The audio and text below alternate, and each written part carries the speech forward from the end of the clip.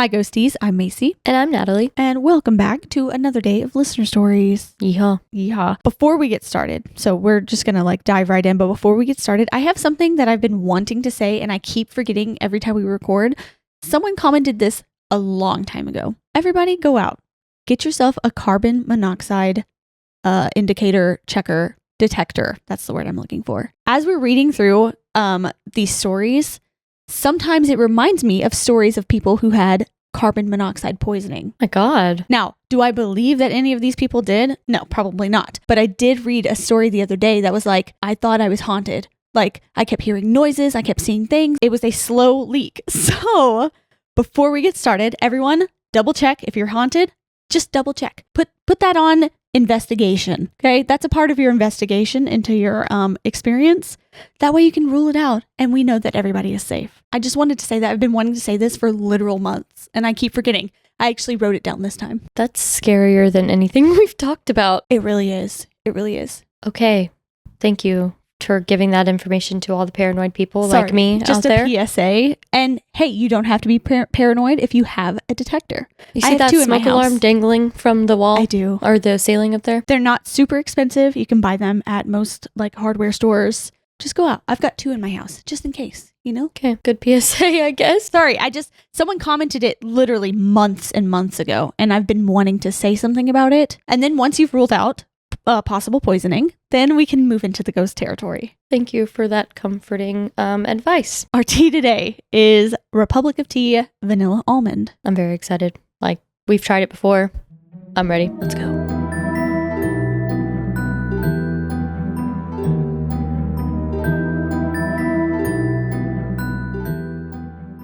It's delicious. I love it. Honestly, that might be one of my top ones. Our first story comes from Nicolle. Hi guys, I recently moved to South Korea to teach English and came across your podcast on YouTube.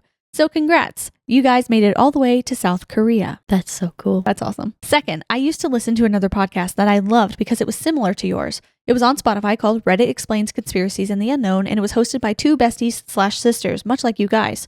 I guess they fell off the face of the earth because one day they just stopped posting and nothing has filled the void until I found you guys. So thank you, and I love your podcast. Okay, now here comes the story. Fortunately, in my life, I have not really encountered many ghostly things, so this one I will never forget. My grandfather, dad's side, passed away in 2009, leaving my grandma feeling alone and frightened in a big old house in Miami Lakes, Florida, all to herself. To soothe her grief, my mom, dad, and I moved in for a couple of weeks. I was 9 years old at the time. Nothing strange or spooky happened during these weeks, but on the last day of our stay, my dad could not find his wallet. My dad is also notorious for misplacing his things. My mom, grandma, and I tore the house upside down searching for my dad's wallet. I mean, we even unpacked all of our bags thinking one of us packed it by accident. After some time, we literally gave up looking. We decided to head home without it and throw our bags into the car. When my dad gets inside the car, he shows us his missing wallet, all while he's cracking up laughing. I said, where was it? He said it was sitting pretty, right on top of the bag with the shoes. I said, how? My mom and I each individually searched that bag and emptied it out. I also asked why he was laughing. My dad says, quote, my dad, my grandpa that had just passed away, used to hide things from me when I was younger whenever I left them lying around the house just to teach me a lesson. He's doing all right up there. Oh. Chills. Kind of heartwarming story though.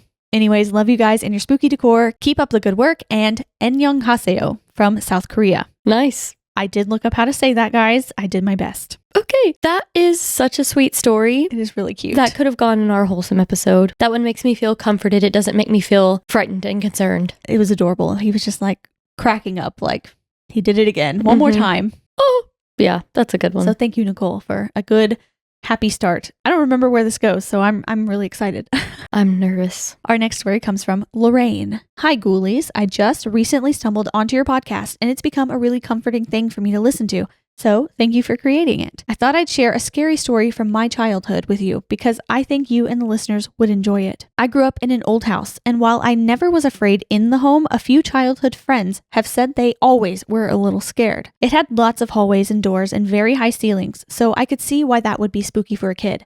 But I guess I was just used to it, so it never scared me. One night, I was woken up by the feeling of someone in my room, and when I opened my eyes, I saw a tall woman with short, straight blonde hair standing beside my bed. I immediately knew it was my younger sister, only she wasn't young. I don't know how to explain it, but as I grew older, I realized that who I saw was my sister, but as an adult. I immediately closed my eyes, and when I opened them again, she was replaced with a monkey. For some reason, this was less scary to me, so I just kind of stared at it for a while before finally rolling over and going back to sleep. I told my family the story and they laughed it off and told me I had a wild imagination. My little sister sleepwalked, and although she swears it wasn't her, they were all certain that's what I saw, despite me being very adamant that it was her, but older. When we were kids, my sister had very curly hair, and at the time of this dream, she would have been maybe 4. Now she is 28 with short, straight, blonde hair. She also has a daughter of her own. Which brings us to the second part of the story. My mom called me a few years ago saying that she believed my story about the monkey now. She said she was sitting on the couch with my sister and niece,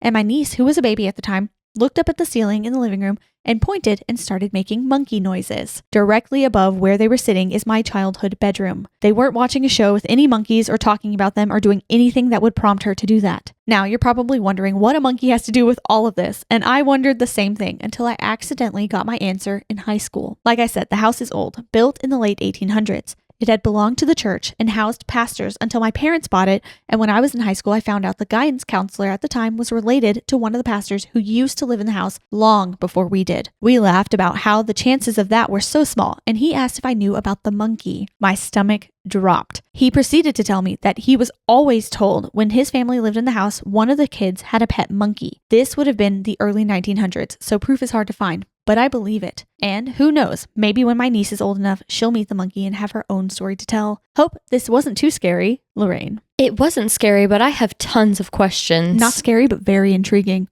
I mean, let me say this first. It would be frightening to wake up with a lady you don't really recognize or partially recognize standing over you in bed, blinking once and it turning into a monkey. Like that's frightening. Don't get me wrong. But thinking this whole thing through with all of the information that we have. What does this monkey know? So my first thought was like some kind of portal or like time slip. Yeah. Like maybe there are parts of the world that it's just thinner, like our dimensions are thinner or thinning. Yeah. And that home is one of them. And I don't know if it has something to do with like the paranormal and like this was a pastor's home, so there was lots of prayer and like worship and possible thinnings of the veil. Maybe. You know what I mean? I have like, okay, 3 main thoughts. Your sister's a time traveler and came back to just be like, oh, my sister's sleeping in her bed. How sweet. Maybe so. And then the monkey was like, Wait, no. She sleepwalks. Does she like, I don't know, interdimensional travel, time travel in her sleep? I don't know. I have no answers for that. That would be a good too much for me. Like book premise, I think. That's interesting. The book I'm reading, by the way. TM. The book I'm reading right now, by the way. It's getting good. Is it? Yeah. You were really like, ugh, I don't know if I like this. I was at first. It's called Survive the Night by Riley Sager. I haven't finished it yet, so don't quote me on that if it ends up sucking. I didn't say this. Okay. But where I'm at in the book, it's pretty good. Okay, so back to the monkey. So your sister's a time traveler. That was my first thought. Second thought was your sister's a monkey until you gave me the last part. And then it's like, oh, okay, the monkey just haunts the house. And I think that's kind of cool. But my third thought has nothing to do with the story. Okay. But you said monkey, so I need your answer on this. There's this thing apparently going on the internet. I haven't really been on TikTok or really any socials lately to scroll. Yeah. But Ryan asked me if it was 100 humans versus 1 gorilla, who's winning? I would say humans. Now, if it were like 10 humans, 1 gorilla, I would think the odds would be a little reversed. But I think 100 humans and 1 gorilla, yeah, humans. I might be asking you that wrong, but I did see a simulation thing where they did like a million men and 10,000 gorillas, and the gorillas, like, they won. Wow. I don't know. That's scary. I don't like that. I would want the As gorilla someone who to win. Like a monkey, bro. That's interesting that you're looking into this further. I'm very afraid of a lot of things, and little monkeys don't scare me. It's the ones that are bigger than me. Like a gorilla. Yeah. I've always had a fascination with gorillas, and I think it stems from Tarzan and Jane Goodall. Sorry, for some reason, there was a section of one of my grades in my lower elementary school where we just talked about Jane Goodall for like 2 or 3 days, and it has stuck with me, and I'm like, wow, what a fantastic human. Was Jane? I don't even know anything about her. No, I feel. Nymphia Wind on Drag Race did her for Snatch Game. Really? Yes. Interesting. Yeah. So she's recently come back into my mind. We're getting so off topic. Is Yes. Jane from Tarzan named after Jane Goodall, or did that come before? The chicken or the egg? I'm pretty sure Jane Goodall was doing her research before Tarzan, but I don't know if they got inspiration or if Jane was just a good... It's a good name. I like the name Jane. British name. Yeah, I like the name Jane. I had a friend whose middle name was Jane, but it was with Y. Like Jayne. Interesting. Anyway, this is totally... Speaking of Jay, our next story is from Jay. Okay, so great segue. That wasn't forced at all. No, but I love that. I love that story, and it's not scary, but I'm so perplexed. Yes, I'm left feeling like I want more. Yeah, leave your theories in the comments, please, because I'd like to hear what others think. If we just sound dumb to you, that too. Probably. I often feel that way every time I start to get off into my mind thinks in different ways. I have been told by a multitude of people, like, you have a weird mind. Yeah. If I just say what's happening immediately, and sometimes I do on the pod, and I'm like, am I getting off the rails? Is this too much? That is me. If I see one thing, I'll sit for like 5 minutes, and then I'll come up with a random question. Ryan's like, how did you get there? I was like, oh, I was thinking about salt, and then I was thinking about lunch, and then I was thinking about elementary school, and da-da-da-da. Yeah. Yeah, me too. Yeah. So, our next story. Jay. Hi, Ghosties. I'm a recent subscriber of yours and have become a fan of your podcast. I'd like to share one of my many paranormal experiences with you. I was in Mexico with my family visiting some relatives. My mother and grandmother had received word that they needed to pick up my great uncle from the next town over. He would typically walk there, but then it got very late. They lived in the Mexican countryside during the 90s, so it would get pitch black outside, aside from a few cars passing by. So in the darkness, my mother took me along and went to go pick him up. They found him, and on the way back, it had started to rain. They might have had some bad luck that day because the truck broke down when they were halfway there. With no other options, they decided to walk. The air was crisp, the sky started to rain harder, and it only seemed to get even darker. My grandma was worried about me since I was not baptized yet. There is a local legend about some white lights that can be seen in the distance. These lights are said to be brujas or witches that would steal young babies and children who were not baptized and use them in rituals as sacrifices and eat them afterwards. Oh my God. That's a terrifying legend. In the distance, my grandmother sees something. There were some dancing white lights. My mom realized that they weren't car headlights, so they started to pick up the pace. And then the lights started to get closer and closer. They started to run. My uncle fell and got hurt as the lights got closer and closer. Feeling as there were no other options, my mother and grandmother started to recite the Lord's Prayer and said their Hail Marys. They said them louder and louder, as if it was a barrier to protect me from them. Then, as if it was a miracle, they disappeared. They ran back to the village and were so glad when they got back to warm coffee and familiar faces. When they came back, my relatives said that they looked pale and terrified. After that, I was baptized and never saw the lights. I even made sure that my own daughter was baptized before I took her over there. Thank you for reading my story. I hope I didn't scare you too badly. With peace and love, Jay. Whoa. I hate that legend. That legend freaks me out. I do too, and I've said it a million times and I'll say it again. Anything in Mexico, any legend, I believe it. I don't know why. Do you? I do. I want to know if anybody else knows about this because I haven't heard about this. My automatic thing when I hear like lights in the night sky is aliens. Yeah. So the legend starts from aliens and abductions were happening and they just pieced together with what they knew. Like, I mean, witches and stories like magic, dark magic specifically being used is kind of a, goes back a very long time. Honestly, that's a lot scarier than where I was going. At first, that was my first thought when I read it, though. I think aliens when I hear lights, but I didn't go that far as to like, oh, people were being abducted and because that's sick. Well, I'm glad that you were not taken as a child, be it dark witches or aliens or what have you. Same. The Mexican night sky. Glad you're here, Jay. Our next story comes from Chevy. Hey you guys, I love your pod. I'm a new subscriber and heard you wanted more stories from us, so I thought I'd tell one of my own spooky moments. I remember it since I was young. To give context, I was around 10 years old and we were camping out at an old campsite in the middle of nowhere, surrounded by sand dunes and farmland on the other side, with woodland 100 feet away from the campsite. My mom and I went to the old campsite because my mom's friend owned the shack house on the property. They used this house for a music and drinking area while the kids all played outside or on the beach. Taking note, kids were left by themselves often without worry of anything happening. Since we were in the middle of nowhere, the adults just partied, got drunk, and played loud music. Me, being an only child, was by myself for a little bit. That is, until I saw two very blonde kids turn up. They were twins and they were with their parents. I asked them if they wanted to play with me and they said yes. They asked me what we were going to do, so I suggested we go explore the forest 100 yards away from the campsite. It was scary looking and I knew I wasn't allowed to go over there, but I was a natural rule breaker and knew no one would care anyway. At least that's how I thought at the time. So they walked with me to the forest, and as we got to the tree line, it began to feel heavy. Not scary, just heavy. I was always interested in creepy things as a weird little emo child, so I was intrigued. The two blonde siblings were talking to each other while I kind of just wandered ahead of them.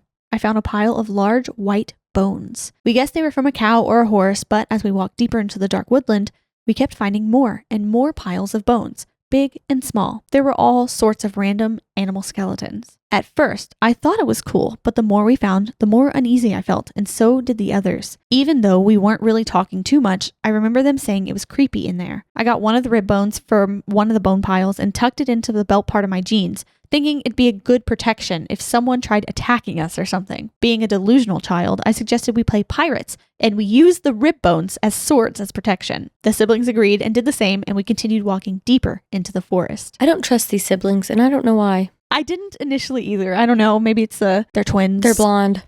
Yeah, I don't know. Me, a blonde. I was about to say. That is, until we came to a clearing in the middle of the forest ahead of us. We slowly walk into the clearing to see its small junkyard dump site. We saw this as a fun opportunity to use the stuff in the junkyard to build a hut to play in.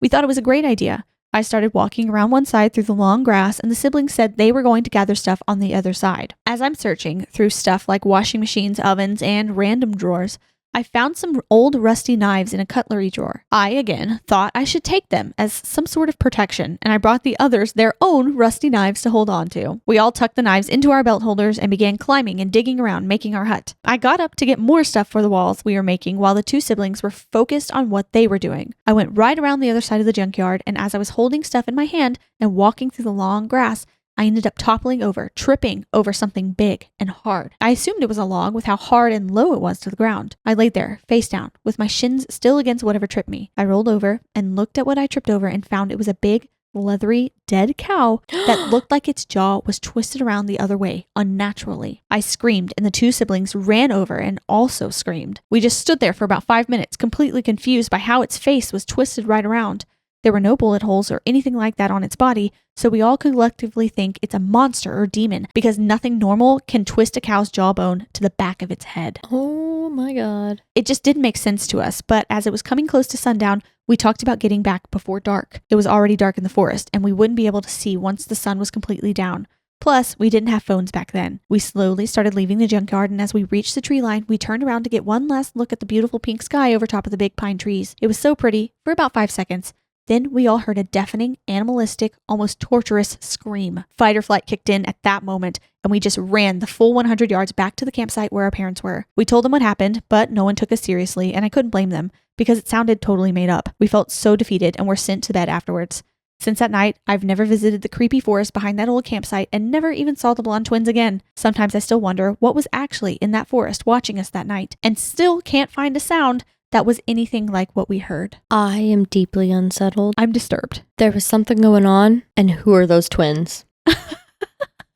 I don't trust Still them. Stuck on the twins. That they feel dark. They're probably just kids. But why did they just appear randomly to go bring this person to the scariest moment of their life? I don't know. And I don't know what would be in the woods to make a scream like that. What gets me, okay, like 1 or 2 piles of bones, that's okay. Like maybe there is a predator of some kind in the woods and stealing cattle for some reason. But that many piles of bones and the way that the jaw was distorted. Yeah, that made my face hurt. I don't like that. Is it ritualistic type killings, or is there just someone out there eating cows whole? My first thought was cryptid. Oh. So I know that you don't This is where we differ. Yes. This is where our minds go separate ways. Yes. But that was my first thought. I wonder where they were in the world and if there's some kind of cryptid, spooky thing resides in those woods that other people have witnessed and seen. I would like to know that. But I'm going with psycho, weirdo freak out there just attacking the cows. When you said psycho, I thought of that song is Psycho Killer. Mm-hmm. Yeah.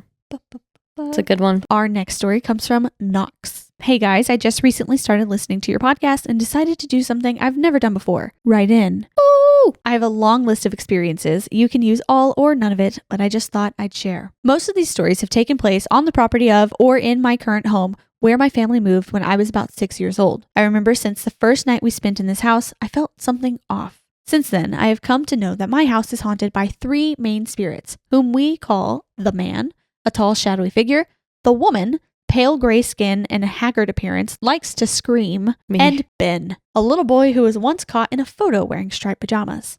Now, on to the stories. Did you say you? I did.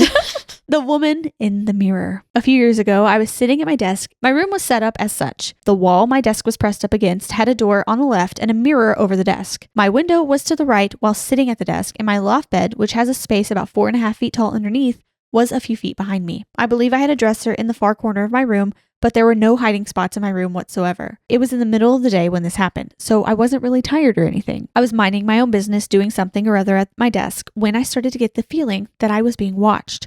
I looked up at the mirror in front of me. I was very afraid of mirrors back then because I was afraid of seeing my reflection not match up with my movements. Oh my God, I feel. And standing about 2 to 2.5 feet behind me was a woman. She had pale gray skin, long hair, I think it was darker colored, and a generally haggard and dirty appearance. I think her clothes were ripped or something, but I don't quite remember. I looked at her for a moment or two, frozen, but then I whipped around to face her. She had vanished. I looked for her for a minute and then turned back to face my mirror again. She was still gone in the reflection, so I went back to minding my own business, with my hairs still standing on end. I saw her once more in the reflection of my mirror on a different day. She may have been closer to me that time, but after that, I covered my mirror with a blanket. Later, I gave the mirror to my little sister with the warning to keep it covered, because I had seen things in it, but she didn't listen. Before you said they told her to keep the thing covered, I was like, you're evil. You gave it to your sister. But okay, you're looking out. Yes, you're like, hey, I'll give you this, but here's a warning. Story number 2. Banshee screams. The ghost who my family has named the woman likes to bother me when I'm home alone in particular. One day at about noon, I was using the downstairs bathroom, which is down a short hallway from the front door of the house. I had the bathroom door open. Suddenly, I heard a woman screaming bloody murder right outside my front door, which is not 20 feet away from me. My heart stopped, and I quickly shut the door of the bathroom while saying out loud, "Not today, Satan, not today." After a minute, the screaming stopped, and about 30 minutes later, I wandered over to the front door. I looked through the window and searched the deck for anything out of the ordinary, but found nothing. Another time, I heard her yelling on my back deck, but it was more sing-songy. I ignored her then, too, not going to look out the window until about half an hour after it happened. I know it wasn't a person because I live in a rural area. I know all my neighbors, no kids at the time, and the way that the land is on my property sounds carry really well, and I can hear when people drive up or walk around my deck. There were no footsteps or car noises on both occasions that I heard the woman on the deck. I don't like her. Hate it. I really don't like her. At least she's outside. Yeah. The problem is when she comes inside. God, is she the same one that's in the mirror? Oh, I hope not. I don't know. Maybe. I'm scared. I don't like the ones where we get the visual of someone like right outside the door. Yeah. Something about that really scares me because even when like the UPS person is at my door, I'm like, please no, go away. So no, I feel that definitely. And to be in a rural area like that too is just, no one should be on your property.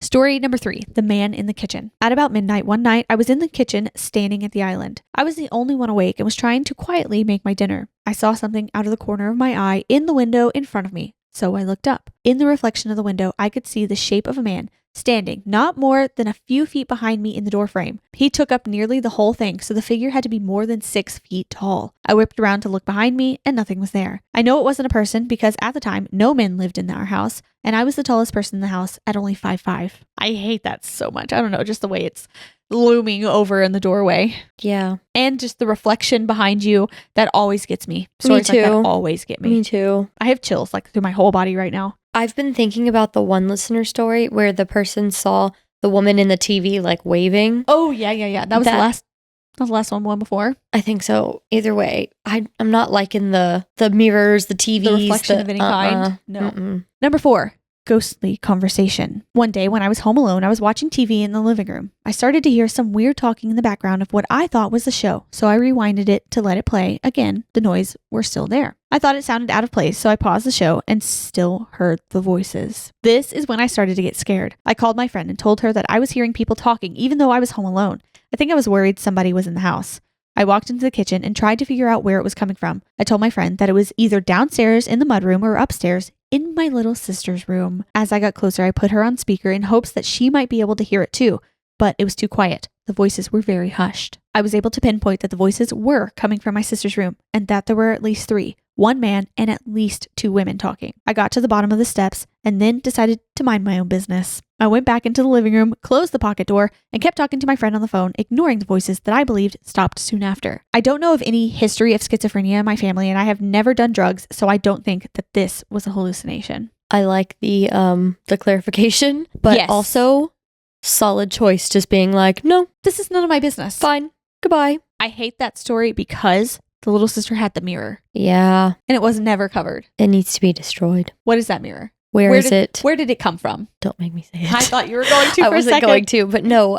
Where is it now, and can it be destroyed? So what happens if, I mean, I know in a lot of movies and TV shows, like if you break the mirror, you like break the connection or whatever, but does that really happen? Or does like, I don't know, your 7 years of bad luck come because you broke the spirit out of the glass? You know what I mean? Dude, you're asking me. I don't know. Can you just paint over it? Will that work? Let's do that. Like stained glass it? I don't know if that's a thing. Story number 5. Door opening on its own. One day, I was sitting in my bedroom, doing something in silence, when my door handle, one of those lever-looking ones, not a knob, snapped all the way down and back up. My door opened, as it does when it's not latched. I was frozen, watching it for a second before I got up and looked out into the hallway. I thought for a moment that my sister was messing with me, but after a minute I realized that I had heard no steps leading up to or away from the door. No one could have walked or ran that fast down the hallway to not be seen without me hearing, because our house is old and the floors are loud. Regardless, I looked in all the rooms on the second floor while keeping an ear out for any pranksters trying to get away without me seeing them. But no one was upstairs. I went downstairs where I could hear the living room TV playing and found my sister and mom on the couch. I asked them if either of them had been upstairs a minute ago, and they both denied. I knew they weren't lying because even if one of them had opened my door, I would have heard them retreating. I just don't like the physical, the physical manifestation of a haunting. No. It just makes it feel so much more powerful Yes. that they're able to manipulate solid objects. Is this after the mirror is in your sister's room? Because is it coming from the mirror back to your room to be like, ha, gotcha. Like I'm still here. Yes. I did not like that. I don't either. I started thinking about it and I got like a chill down my entire body while you were talking. All of these stories are kind of making my chest tight, honestly. Yeah, this is a lot. Story number 6, trying to contact There's the more? other side. Yes. Sorry, oh my God. There's a few more. One time at a sleepover, me and a couple of friends decided to try to talk to one of the ghosts that haunt my house. One of the friends I was doing it with was more sensitive to the paranormal than I am. We recorded us asking questions to the ghosts, introducing ourselves and asking them their name, asking how they died, etc., but didn't hear much while we were doing it. Afterward, we listened back to the recording and noticed something right away. Whenever we had been quiet in the recording to allow the ghost to respond, the recording picked up a buzzing noise that stopped and started in patterns that mimicked the way speech flows. The buzzing would stop whenever we started speaking and would leave time after we stopped speaking, as if thinking about what to say or to make sure we were done speaking. Sadly, I'm not friends with the person who is recording anymore, so I cannot provide any evidence, but I promise everything I say is nothing but the truth. I still do not know if that buzzing was for sure a ghost, but my friend said that the buzzing was not normal for a recording on her phone. At least whatever it was polite and didn't interrupt us, I guess. I mean, hey, take the wins when you can, I guess. Good manners. I just hope that it's some kind of like electrical interference in the house. How I rationalize it to myself. There's too many stories for one house. It's really freaking me out. But yes, I agree. Story number 7, a final goodbye. One of the few stories I have that have happened outside on the property is a sad one rather than scary. One day I was walking behind our new barn when I heard the steps of a small horse. Yes, you can tell the difference. Behind me. I turned around saying, "Hi, Cinnamon," because I thought it was my pony, but nothing was there. I looked around for my horses and all of them were way at the other side of the pasture grazing, including Cinnamon, the only pony and smallest horse we had at that time. To this day, I am convinced the footsteps I heard following me were that of Baby, my mini that had died on that spot less than a year before in a barn fire that killed her and her full pen. Oh. I wasn't scared, but even now when I recall the story, I get teary-eyed at what I think was her final goodbye. That's really sad and really sweet. I'm gonna cry. Story number 8, this is their last story, Dakota's Ghost. Another collection of short sightings is that of my recently deceased horse, Dakota. He died last winter on the property of Colic. He was old and had lived a full life, during which he had been the patriarch of the pasture, acting as a surrogate mother to any young horses we brought into the herd, and worrying over them every time they got out or went away. Since he's died, I've thought that I've seen him in the pasture a couple of times, but have written it off as mistaking one of our other 2 horses for him, as she is the same color as he was. However, my neighbor, whom my family is fairly close with, and who helped us bury Dakota, has told me that he has stopped by our pasture more than once since Dakota has died and counted 3 horses. The problem with that is that after Dakota died, we only have 2 left. It could be a mistake in counting, but it would be pretty hard to miscount when we have so few horses. I like to believe that he is, or at least was, still hanging around with his herd after he passed. These were just a few of my stories. I don't have the time to type any more stories right now, but if y'all want, I'd be happy to share my more intense stories. If you have gotten this far, thank you for listening. More intense than like the mirror and stuff. I was about to say, if there's more intense, I'm scared. I've heard, and I know it's a thing, that horses are like really, really smart. Mm-hmm. I personally am afraid of big horses. The little mini ponies and things, like cute, but once they get taller than me, they're a little frightening to you. Anything bigger than me just really kind of scares me. I love horses. I have only ridden a horse once when I was really little, mm-hmm. and I would like to go horseback riding. Where do I even go? Well, several places probably, but I don't know. I'm afraid to get close to big things. Like even when cows are fully grown, I'm like, oh, they just seem so smart and cute. Like they are. They just have like cute personalities, you know? They do. And that being said, I fully believe that they would come back and be like, I'm part of the herd. It's my family. Yeah. Yes. I like that they ended with those last couple of horse stories. Me too. Our next story comes from Kensi. Hey, Macy and Natalie, I love your pod and your decorations are so cute. I thought this was something worth sharing because I found it really interesting, even if it's not pod worthy. My mom told me about a little girl she used to babysit when she was around 18, and the little girl was around 6. The little girl told my mom that an angel named Michael came to visit her every night, and my mom, being a Christian, wasn't scared of the thought of an angel coming to say hi. She'd put the little girl to bed, and maybe half an hour later, she would hear the girl in the back room call out, Michael! Although she knew it was an angel, it did freak her out sometimes, knowing it was just the 2 of them in the house. On one normal day like the rest, she'd been playing with the girl all day, and eventually it was time to put her to bed. She went into her room and started to get her dress for the night when out of nowhere, the little girl called out, Michael! My mom froze in fear, as you would, even though she knew it was safe for her. Once she got up the courage to speak, she remembers saying out loud, Michael, I know you are a good angel, and I'm so happy you're protecting this little girl, but I am very scared, and I'd rather you visit her when I am not in the room. The little girl's face changed slightly from a big smile to a smaller one, knowing she couldn't see the angel anymore. My mom saw this change in her face and knew it was time to put her to bed and leave the room. After that, she never experienced being in the same room with Michael, but she did still hear the little girl say his name every night until she got older. My mom is now 51, still a Christian who is well known and loved in the church. Even though it's been years, it's a story she and I definitely won't forget. Thank you for listening. P.S. Bring PD on the pod. Kensi. You know what? One day PD will come on the pod when I can sneak him away from Piper. Yeah, we'll have to like lock Piper away with Ryan or something. Yes. Okay. Honestly, okay. Like if it is an angel Michael, great. Love that for her. I think I would feel the same way. Like, hey, yes, maybe make yourself invisible. Great, but here. Go away. Yeah.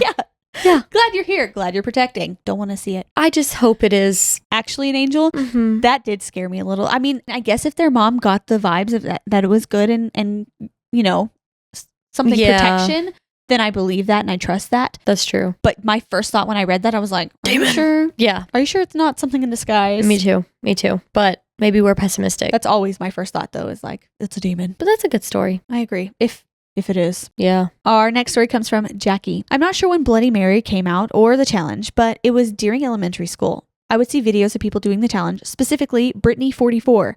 She goes by a different name now. That sort of inspired me to make a video. At that time, my father had gotten my siblings a Microsoft Pro, I believe, while I got a Samsung tablet. One day, I was alone with my sister in the room. She was on her phone with her headphones on and in her own world. Being bored, I decided to record a video doing the Bloody Mary challenge. I recorded it and didn't hear anything. I stopped recording and decided to view the video.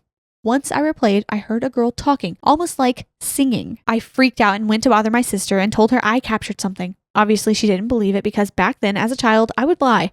But this time, I had proof. So I showed her and she freaked out too. I like that they admitted that they would lie. Yeah. We ran out of my room and told my dad. He also thought we were making this up. My sister and I would always watch scary videos and freak out, which would cause us to end up sleeping together, even though we slept in a bunk bed. We decided to stay with my dad in the living room. My brother was out with friends while my mom was working. They both came home and we started to tell them everything and freaking out. They took my tablet and kept replaying the video and they couldn't believe it. I thought you were about to say they couldn't hear it. I was like, no! No, the whole family is like, what is this? We forced my father to sleep in our room while we stayed with my mom, and he was fine with it. We decided to set up our tablets in our room and living room. My tablet stayed in my room, and the next day we heard nothing but my father snoring. But my brother left his tablet in the living room. where we were sleeping, and we got scared. Our living room has a door, and that door is the bathroom, and to the left is the kitchen. We put a door since my mom would cook with lots of spices and half of us would be coughing and dying. But anyways, back to my story. My brother set it up on our TV stand. Once we reviewed it, we heard people talking in the bathroom and plates breaking in our kitchen. We went into the kitchen but didn't see anything. Since that day, paranormal stuff started happening. I'm done with my first story. Please let me know if you want to listen to my other stories, a little continuation. But I love your podcast and can't wait for more videos. With love, Jacky. Jacky, what have you done? What did you open up in your home? First of all, shout out to your dad, because if that happened to me, I'd be like, I'm sleeping We're all sleeping in a hotel. I'm scared. Yeah. I hate that it followed them. Like Is it wasn't in their room to... anymore. Now it was like in the room right next to them. That's horrifying. Oh, that freaked me out too. I always think about when I see like young kids playing with the paranormal games, and that used to be on YouTube too. Like they would like video themselves. There were a lot of like little vlogs at like sleepovers of kids doing Bloody Mary and the midnight game or whatever. Y'all better stop. Like maybe it's fun and games. Maybe you experience nothing. Maybe it's just a good thrill for your sleepover. But that one time. Yeah. You know? Like that one. Like that. Dabbling in something you don't understand. Spooky. Our next story comes from Naxieli. Hey, I've recently found y'all on YouTube and love it all. I have a story I'd like to share, and it's okay if you share it on the pod if you decide to. It's nothing too scary, but I think it's one of the worst things I've ever experienced. Backstory, my sister and I shared my room because one of our uncles used to stay in her room, and unfortunately he passed away from sickness. Passed away in a hospital. But my parents still wouldn't let my sister move back into her room just yet. The layout of my room at the time was that my bed faced the wall where my door was. Next to my door under the light switch, I had a long mirror, and next to my mirror, I had the wardrobe with a mirror attached to it. Anyways, it was a dark and stormy night.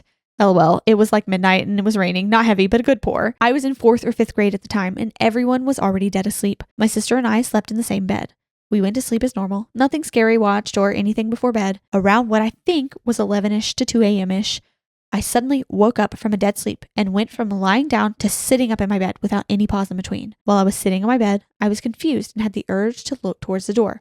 I slept closest to the door, and as soon as I did, I was paralyzed with fear. In front of my long mirror was a little girl in a dress with her hair down. She had an almost white glow staring into the mirror, but had no reflection. I'm not sure how long I stared at her till I finally built up the courage to slowly turn my head so I wouldn't make any noise and attract attention to myself, and look at my sister to see if she was awake too. She wasn't. She was still dead asleep. With dread, I turned my head back slowly to look at the little girl again, but this time, instead of her looking at the mirror, she was looking at me. Oh, I knew it. Oh my God. I could feel the chill starting and it just ran through all the way down to my toes. That just scared me. I knew it. I knew it. I knew it was coming and I'm still scared. I stared at her, but this time I was more shocked than scared. I noticed that she had tears on her cheeks and still didn't have a reflection in the mirror. I wanted to get out of bed and go to her to ask her what was wrong and why she was crying.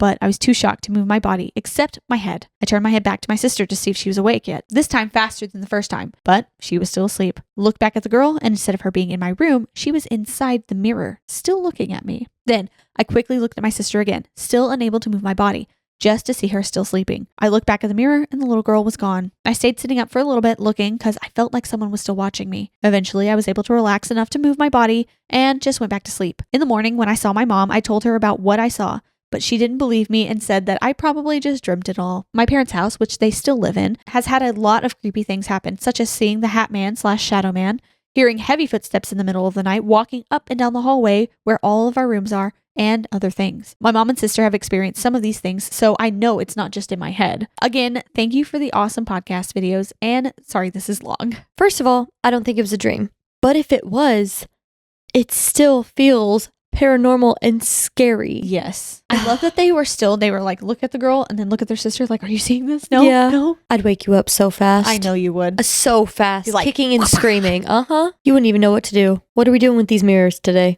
Why? This is the second mirror story. That is true. I don't like it. Cover them while you sleep, especially. Oh, especially if they're facing your bed. Like ever since I learned that tidbit, that freaks me out so much. Yes. Stop it, Kayla. Kayla has a mirror facing her bed. And she's like, Our mom does too. She does, a big one. I always get freaked out if I sleep in her room. Well, that makes a lot of sense. I'd always get really scared sleeping in there. Deborah. Weird. Okay, so our next story comes from Ayaris. Let me know in the comments if I said your name incorrectly. I'm so sorry. Hey, I love your pod and listen to it while I go on walks. I stumbled upon your channel from the St. Augustine video, and that was my hometown. What? I love that. I've always believed in the paranormal, and the first experience I ever had was at my childhood home. We live on half an acre with a pond and a shed, more barn-like than anything, in our backyard. When I was on my back porch swinging on an old canopy swing, I caught something in the corner of my eye, and when I looked, I saw a dark-haired woman in a white gown staring at me in the barn's window. I jumped up and ran to my back door and looked back, and she was gone. I remember being so scared I ran to my mom to digest what had just happened. I never told anyone because I didn't want to seem crazy. A couple of years later, my two sisters and I were watching the movie The Forest. Afterwards, we were in a spooky mood and decided to tell ghost stories. So I told mine. And once I said I saw a dark-haired woman, my little sister's eyes widened with fear and told me to shut up. She proceeded to tell me she, too, had seen this woman. She said she was in her room, just laying down in her bed watching YouTube when she saw movement from her window, which faces the backyard. The woman was dancing by the pond and seemed to be in a white dress that looked like she was in the 1800s. And what's even creepier, my mother told us that she had heard the humming of drums by the pond. I hope this gave you chills as it did me retelling this to you. I love your videos. I need to know who this woman is. Yes. What's going on? By the pond with the drums. And they've all had some kind of encounter and seen her. And the whole family has, on separate occasions, seen the same thing without talking to each other. It is also so crazy to me when people are like, I didn't want to tell anyone and seem crazy. I'm telling y'all immediately. I understand the inclination to not, because you want to convince yourself. You're like, no, it was just, I saw something. It was just a quick, like, in my imagination, or like I definitely saw it, but like maybe someone won't believe me and then I don't want to feel like not validated, you know? So I get it. I get it, because something will happen 100%, not even paranormal. Like, you'll say something to me and then you can like gaslight me and convince me that you did it and that I misheard it and that I'm just like losing my mind. Mm-hmm. So I get that part, but if I was scared, I'm running in hands up like and like telling you immediately, like I'm telling everyone in the house. And maybe everyone down the street. Maybe. Our next story comes from Janie. I just came across your channel and I got hooked. I myself have a handful of paranormal experiences and would like to share one. If this gets featured, I'll share more of my stories. So hey, send in more. You are featured. It happened in 2012. We were having our home renovated, so my parents and I had to sleep in the living room, all on the same bed. My brother and his ex, who was pregnant at the time, let's call her Nice, were sleeping near the kitchen. One night, Nice woke up around 3 a.m. because she was very thirsty. When she got up, my brother woke up too and decided to play on his phone. Nice didn't turn on the kitchen lights because the outdoor lights provided enough illumination. As she poured water into a glass, she noticed me in her peripheral vision. She looked in my direction and saw me crying. Puzzled, she continued to drink her water, but glanced at me one more time before going back to bed. Feeling uneasy, she told my brother about it. I think Janie has a problem. Brother, why? Nice. I just saw her on the bed, silently sobbing with her hair covering her face. She was crouching, trying not to make a sound, but I could hear her faint, heavy breathing. I didn't want to talk to her then. Maybe she's not ready to discuss it. Brother, well, just talk to her tomorrow. Give her some sisterly advice. You know I'm not good at this. Nice. I hope she's not heartbroken or something, but yeah, I'll talk to her tomorrow. The next morning, I woke up around 8 a.m. and stayed in bed, glued to my phone. Around 9 a.m., Nice woke up. She was about to wash her face when she saw me still lying in bed. When our eyes met, I could see fear in hers. She was stunned and didn't speak for a few seconds. I broke the silence, jokingly saying, "Hey, what's up? You look like you've seen a ghost." I laughed, but my smile faded when I saw how terrified she looked. She asked, "You seem fine. Did you change your clothes?" I replied, "What? No, I haven't gotten out of bed. Of course I'm fine. Why? What's going on? Are you okay?" Her voice trembled as she said something that sent chills down my spine. "Last night, I saw you crouching and crying like you were in so much pain. Your hair was covering your face, and you were wearing a black oversized shirt and black bottoms." That's when I realized I was wearing a white t-shirt and pink shorts. And to answer her question, no, I hadn't cried at all that night. I was sleeping right next to my parents. How could I have been crying without waking them up? Then I asked her where exactly she had seen me, and she pointed to the exact spot where I was sleeping. How could my doppelganger have been mimicking me in the same spot where I was lying? I always thought they appeared in a different location. The whole experience made me sick, and I couldn't sleep for days. That's my story. Sorry if it's a bit long, but I hope you enjoyed reading it. More power to your channel, Macy and Natalie. Another little tidbit. By the way, I forgot to mention that I was around 18 years old when the story happened. That property we were living in is absolutely full of similar stories and even more horrifying ones. I live in a different city now because of work. I chose to write about this specific experience because I just find it so weird and amusing at the same time. Most doppelganger stories I've heard involve the mimic appearing in a different location or spot, but mine showed up in the exact same spot where I was sleeping. Like, okay, so where was I then? TBH, I'm still confused. That was, I think, their response to my email. I don't know why it makes it scarier to me that they were 18 when it happened. I was picturing a little kid. Like a small kid. It's a grown person. Yeah. Like you'd remember if you had woken up and changed your clothes and sat and cried for a bit. Yeah. I also am interested, like, because usually it is. Mimics will appear in other locations and like you'll call for your mom, but actually she's down the hall. This is too much. So what was that? I don't know. I don't know. And it's really scary. I have no explanation. It freaked me out too. I was already scared, but I really don't know why the age thing is really getting to me. Our last 2 stories come from 2 different Kirstens. Nice. What a coincidence. They emailed them like the same day. Dude, we've had a lot of weird coincidences, quote unquote. Kirsten, number 1. Hello, I'm not much of a storyteller, so I hope this isn't too jumbled, but I have been loving your videos and wanted to share my story with you. So here we go. Growing up, we had a family farm that my uncle had inherited in western Pennsylvania. It was beautiful and had old historic buildings on the property, not in safe condition to go inside. No one lived on the property anymore, and most places there were full of a lot of fun and great memories. But it was common knowledge among my family members that you don't linger too long in parts of the wooded areas or by the swing. We would all often be scratched and have our hair pulled in these areas. We didn't talk much about it. We were just one of those weird families where issues weren't discussed and everything is ignored. But I remember a few times growing up yelling at this invisible force to leave me the heck alone after having my hair yanked and being more annoyed than scared since it was so normal. Around this same time, that same uncle used to collect porcelain dolls and he would give them to me for my birthday. Most of them I really liked, but there was one of them that felt really off. We didn't watch scary movies growing up because it wasn't my mom's thing, but my brother was 5 years older than me and I thought he was just messing with me because every time I would come into my room, its head would be facing a different direction. I was a little bit freaked out by it, so we stored it away in the shelf in my brother's closet. Until one day, we were playing video games in his room, and the sleeping bag that was stored in front of the doll launched clear across the room out of the closet. After that, all of the dolls went into storage in the basement. My mom refused to get rid of them. I also used to see a black cat walk past my bedroom door and hiss at me. For the longest time, I contributed to my imagination because I wanted a cat and wasn't allowed to have one.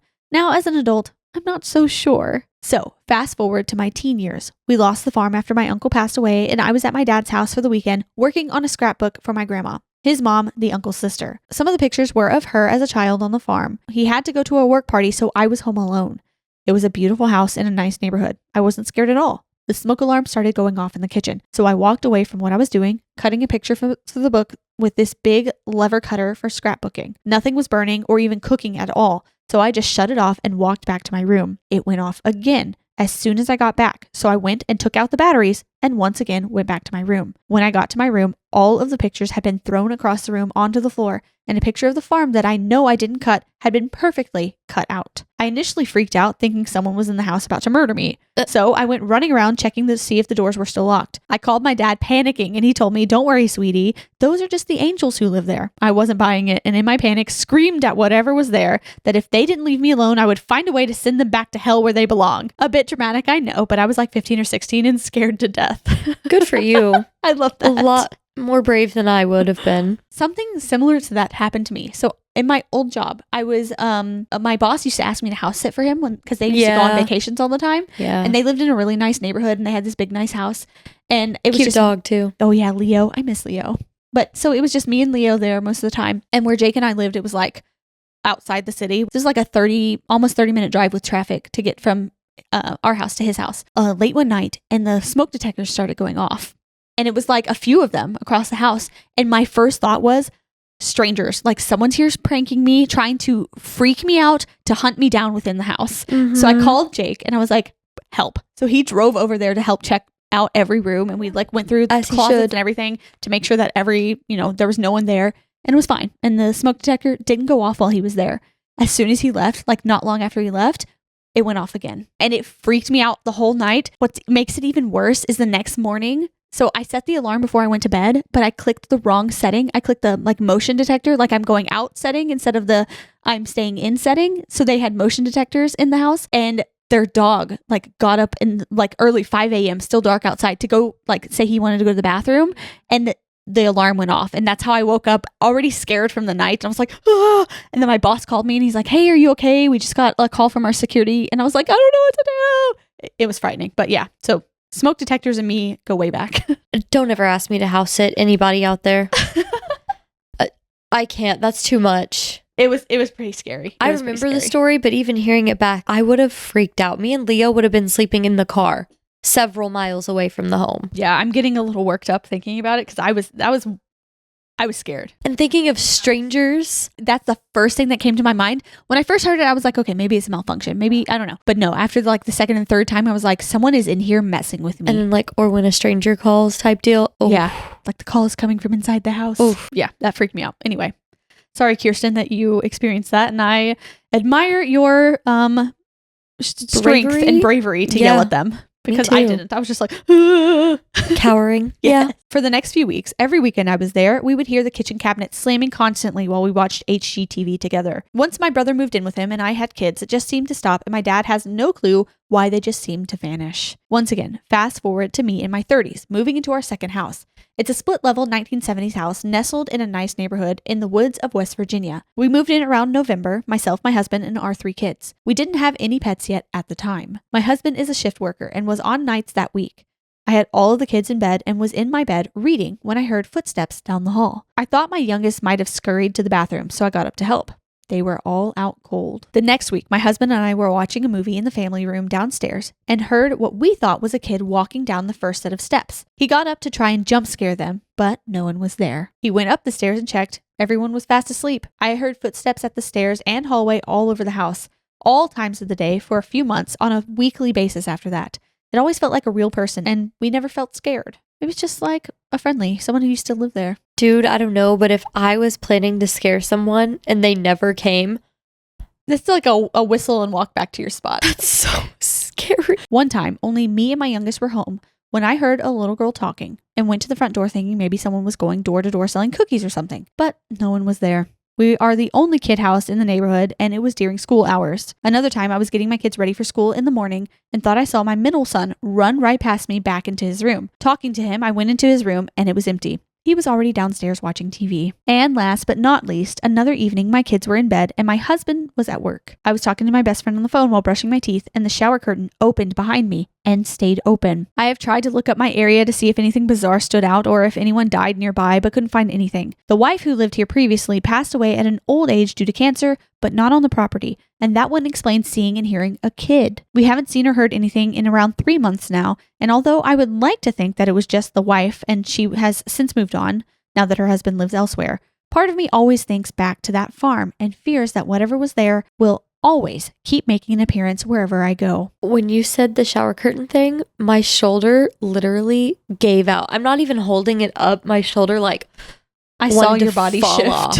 Oh God. I hate that. Well, they sent in an update. Oh good. Okay. Update. A few days ago, my youngest and I just got home from taking the older boys to school. My husband was at work and we, plus our new puppy, were in the downstairs family room when a loud crash happened upstairs. I thought an intruder had bashed and broken open the sliding glass door in the kitchen. I was horrified. I armed myself and went upstairs, telling my son to stay downstairs. Upstairs, convinced this was my last day alive and some lunatic was about to kill us, a plant propagation thing had been knocked off of the bookshelf in the upstairs living room, hitting all the shelves on the way down. It is anchored to the wall, and the plant thing is tightened and sturdy. The decorative plates also up there had not budged. Just made no sense. I do have a one-eyed doll from Goodwill on those shelves, but I promise she is a vibe and not the culprit. I hope so. I love that she's just a vibe. She did send a picture. Of the doll? Of the doll. Okay, I'm ready to see. Okay, she's cute. She's a vibe. She's fine. I like her. Although, head on, I might change my mind. I really do wonder what's going on in your house to hear a child and see a child running around all the time, things getting knocked over. I don't think they're connected, but at least I hope not. I don't know. And yeah, it would be scarier if they were because it'd be following them around for years. Yeah, but it's a different things are happening. It's not as violent. It's just disruptive. Just causing issues. Yeah. Either way, I don't like it. Yeah. Our last story is from Kirsten, number 2. Hey, my name is Kirsten and I live in North Carolina. So there is some country verbiage in these stories. So here goes nothing. I've never written in or commented on any video in my life because, well, I'm a nobody. I have a few ghostish stories to tell. We are also nobodies. Yeah, I was about to say, I feel that. I don't comment on things either, but thank you for writing in. I really appreciate it, and you're not a nobody. Yes, agreed. I do comment on things, but again, you're not a nobody. You're a ghostie. When I was about 4 or 5, my grandma, aunt, and my 2 cousins were over at our house late one night. It was just my mom and me in our house normally. I never went to bed on my own. I normally fell asleep on the couch and my mom would pick me up and put me in bed with her. This night, I told my mom I was going to bed. My cousins were asleep on the living room floor. My aunt, grandma, and mom were up playing cards in the kitchen. I went to bed and had a very vivid dream. In this dream, I saw a man in white coveralls with paint splattered on them. He had slicked back black hair and he was super tall and sweet. He told me his name was Papa J and that he loved me and to go talk to my mom. I instantly woke up, went into the living room, and asked my mom if my Papa J died in a white suit. Now, side note, I've never heard talk of him, and he died when my mom was just 8 years old. She asked me what he looked like because she was skeptical, thinking maybe I had overheard his name somewhere. I looked up and saw a picture of the same man in my dream, and I pointed to the picture and told my mom, that man, that's my Papa J, and he died in a white suit. She said no, he didn't, but he was a jack of all trades and mostly wore coveralls to work every day. So I just think he was visiting me to tell me he was watching over me. That's really sweet. That is cute. I like that we're ending on a sweet one. I love when we get the stories where people are coming in just to be like, hey, like watching you. I'm your family. I love you. I'm watching over you. Yeah. That is really cute. I want to do that. Come to me in a dream. No, not direct family. Like your kids. Oh, and I'll pop up and be like I am an ancestor. Hey. Yes. Yes. That's creepy. Yeah. The next story has to do with my grandma's husband. We called him Pop and my little brother. When my brother was small, he was an outdoor kid. He loved playing with fishing poles in the front yard at my grandparents'. My Pop taught him how to use the fishing pole. They were almost inseparable. It was late October, early November 2002, and my Pop was in the hospital in ICU due to complications of diabetes. My little brother was 3 or 4 and I was 7 or 8. We had come home from the hospital and my mom put my brother in bed with her. He was out cold from the car ride since it was so late at night. It was 1 or 2 a.m. when we got home. She had just gotten me out of the bath and we went to her room for her to brush my hair when my brother sat straight up in bed, looked at the ceiling and said, "Bye, Pop. It's okay. You can go on home now." Not even 2 seconds later, my mom got a phone call that my Pop had passed away. Aww. That's really sweet. They were like best buds and he came to tell him goodbye. Oh no. I know, I'm getting a little teary. Now skip ahead to many, many years later. I live in my childhood home with my husband and little boy. I was busy in the kitchen making dinner for the night and my little boy was laughing and playing in his room. He was 3 or 4 at the time when he came into the kitchen crying. I asked him what was wrong and he said his friend had to go home. I asked him his friend's name and he called him Micah and he was inconsolable. So being a new mom, I called my mom on Facebook Messenger video chat. She asked him what was wrong and he said again Micah had to go home. We eventually got him to calm down and play again. I was relieved and had gone back to the kitchen to finish dinner and was still on the phone with my mom talking about random things. That's so relatable. I do that too. Any little thing with my kids, I like, Mom? Yeah. My son came back into the kitchen carrying a small black and white picture of my grandma, Papa J, my aunt, and my uncle. I asked him what he had, and he pointed to my uncle and said, "You know Micah too?" I dropped to my knees in front of him in disbelief, and my mom started sobbing. My uncle died when he was 16 in a car wreck. My mom wasn't even born yet, and his name is Michael. Oh. My son hugged me and told me Micah came back to play and that he went to sit with his Mima, my mom, for a bit. I just got like full body chills in the best way possible. Well, there are just a few ghostish stories that have happened in my life. Sorry for all the misspelled words and run-on sentences. It was totally fine. It's currently 4 a.m. and I'm fighting sleep to finish this, but I can't wait for the next episode of the pod. You should try English breakfast tea with honey. It's my favorite. Thanks for reading. I have so many more ghost stories to tell. Some are my mom's, some are my husband's, and some are mine. I would love to tell you more if you'd want to hear them. Your North Carolina friend. We would love to hear them. Beautiful stories. A beautiful end. Oh my gosh. What a comforting way to end. Thank you. Finally. We're a good balance. Yes. I loved this episode. It was 100% scary, good, horrifying, beautiful. I loved it. Mystifying. Thank you to everyone who sent in their stories. We are so appreciative of every single one of you. We have so many stories to get to, and I'm really excited to read every single one. Me too. Because we'll try to get to everyone we can. Me too. I'm excited. So if you have a story to send us, you can email us at ghostiespod@gmail.com. It's also written down in the description below if you need to see it written out. If you'd like to, you could follow us on Instagram so you don't miss Natalie's stories and all the dog pictures that we repost of everyone's pets. It was one time. Love it, though. I won't do it again, but I will say every reply after that first dog picture that I was like, oh, cute. Pet. people just stopped answering the prompt. They just said, here's my cat, here's my lizard, here's my bird. And we love it. It was cute. I love seeing all of your pets. I love pets. I don't Me know. too. I just like see the picture. I feel the love. Yeah. It makes me happy. I love them. It brings me joy. There was one though of a biting a coffee table.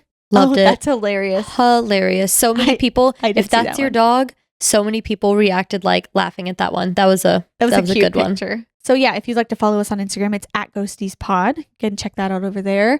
If you like this video, please like it, share it with your friends if you feel compelled to do so, and subscribe for more. If you're listening on audio, please leave us 5 stars. That would be very helpful. And the best way to support us is to share us. Share us with your friends, share us with your family, your coworkers, anyone you think might like a good spooky vibe. Send them our way. Remember to check your carbon monoxide readings in your home, because that is truly a silent killer. Okay. And very important. On a more positive note, read a book this month. Just do it. Yeah, read a comments book too. Drop in your comments your favorite book ever of all time.